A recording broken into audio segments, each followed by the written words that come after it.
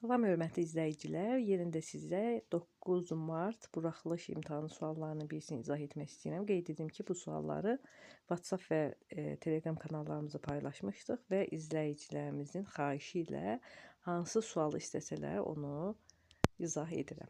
Tərzi hərəkət zərfinin təsviflənməyən feilə aid olduğu nümunələr müəyyən edin. Bizə lazımdır tərzi hərəkət zərfi və nə lazımdır? Təsviflənməyən feilə aid olsun.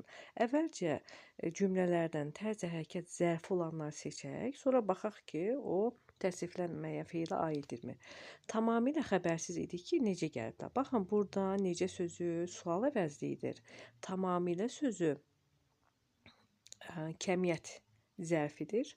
Bu, burada yəni tərzi hərəkət zərfi yoxdur. Ona görə biri çıxırıq. Biri çıxsaq, avtomatik ikisi getdi.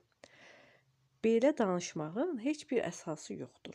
Burada da belə sözü zərfi əvəz edən əvəzlikdir. Ən çox bu sözlərdə çaşırlar uşaqlar. Elə və belə sözü feilə də aid olsa, ismə də aid olsa, yenə də əvəzlik olaraq qalır. 2-ni də çıxırıq. Çünki burada tərzi hərəkət zərfi yoxdur. 2-ni də çıxsaq, onsuz da bizim cavabımız hazırdır. C bəndidir. 3. Onlar ev yiyəsi ilə gülə-gülə salamlaşıb içəri keçdilər. Baxın, burada içəri yer zərfidir. Gülə-gülə sözü isə necə sualına cavab versə də feili bağlamadır. Burada da yoxdur. 4.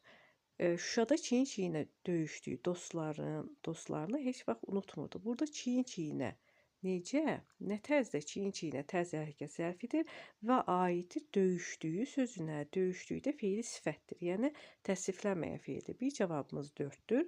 Öz uğurlarından iftixarla danışan sədir indi susmuşdu. İftixarla sözü tərzi hərəkət zərfidir və nəyə aiddir? Danışan feili sifətinə. Yəni təsviflənməyən feilə aiddir.